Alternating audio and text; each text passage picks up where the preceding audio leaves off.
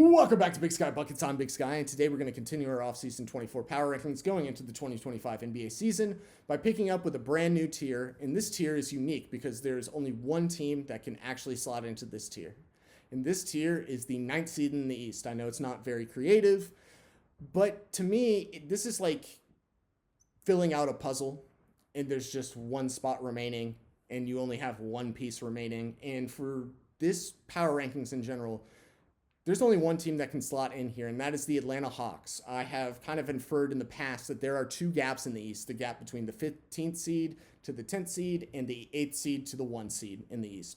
Therefore, in my opinion, the Atlanta Hawks are slated right here. And unlike any team that we've talked about or will talk about, when it comes to theorizing or creating potential starting lineups, there's only two guys to me that are 100% locks to start, and everyone else is a question mark, which makes this a little bit harder to talk about because I don't know who the starting lineups are going to be. I think through preseason, there's been one game, we'll talk about it in one sec.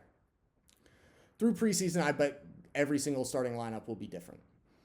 I think the starting lineup for this team won't even be fully fleshed out until a couple weeks into the season, if not a month into the season, because with all the different new players, you have to figure out what rotations work, what lineups work, etc., and which one would be best to roll out to start a game. This team, what makes them so confusing in a lot of ways, and I think everyone is pretty much in the same camp as I am, is that it's hard to evaluate a team that has changed as much as the Hawks. Now, you may say, well, they didn't change that many players. However, what they did do that makes you feel like they did change a lot is they basically waved a flag of we are retooling. We are changing our philosophy. This is no longer Trae and DeJounte. Now we are fully bought into this is Trae Young and this is Jalen Johnson's show. And everyone else is filling in gaps or developing to build around this idea, at least for now. Therefore, you're bringing in Dyson Daniels, who could be the starting shooting guard. You drafted Zachary Reese-Shea with the number one overall pick, who could be the starting shooting guard or starting small forward.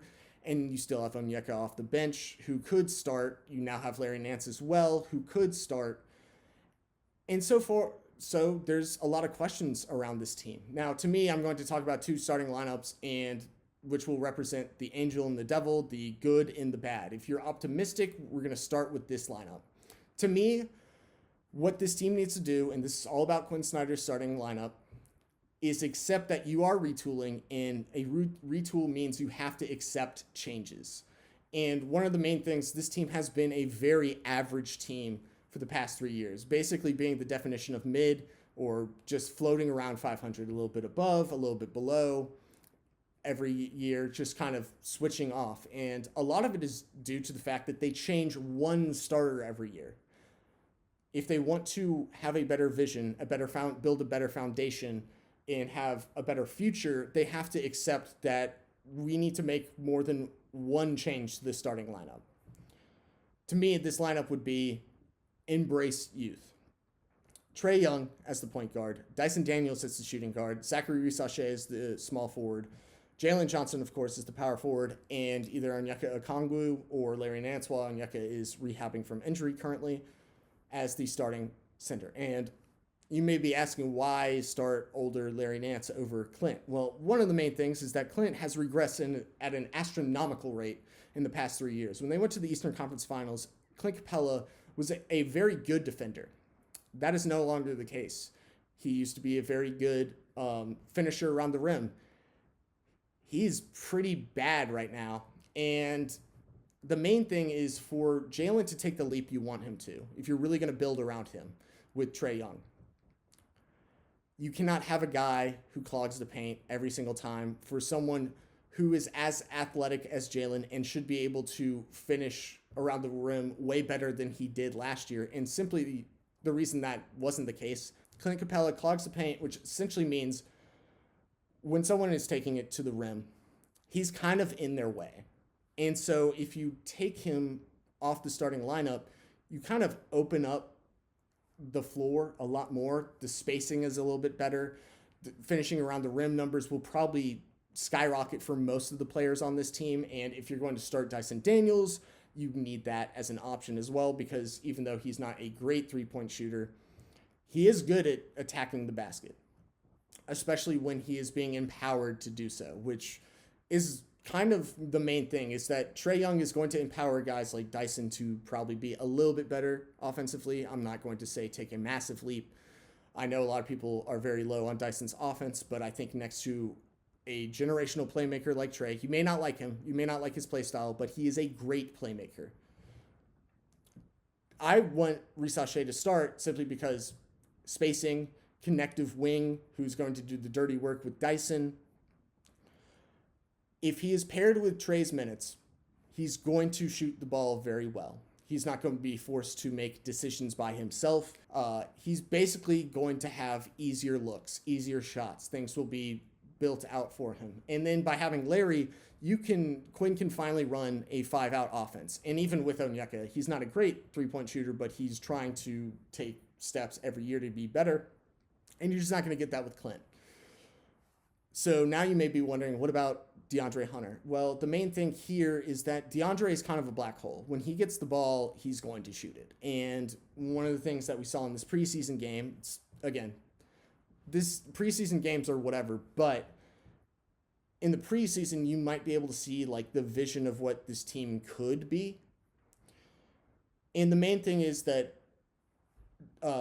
Dyson is a good ball handler and can play make. Trae obviously can play make. Jalen can play make a little bit.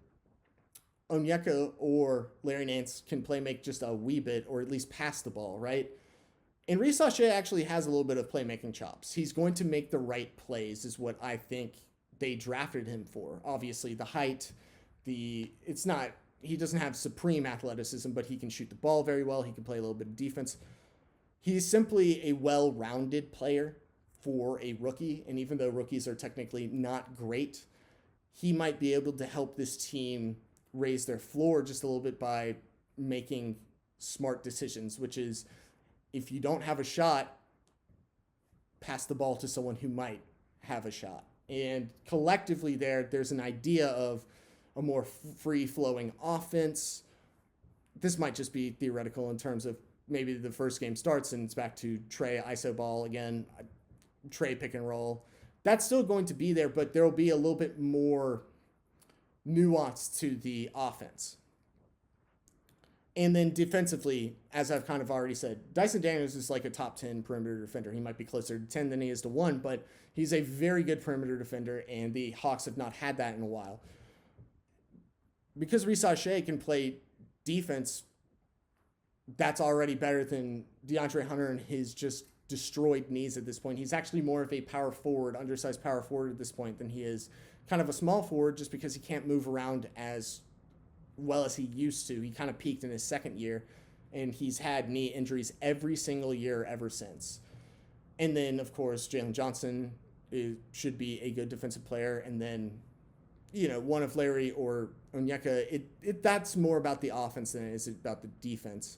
Because I do think the main idea for this Hawks team is that they want to draft in the upcoming draft a center who's probably going to be a rim protector, or try and get one in free agency. And you may be wondering, how are they going to do that? They don't have their picks. The Spurs do.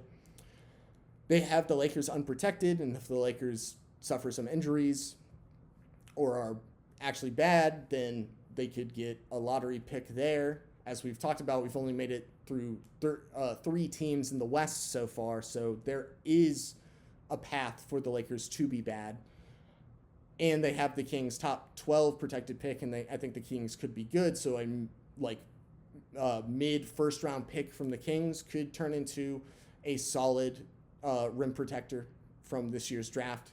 You see what I'm saying there? It's less about, they want to figure out everything in between outside of the center position, other than if Onyeka could actually be the starting level center on this team. And if that's not the case, then they're going to look towards the draft or just free agency to figure that out.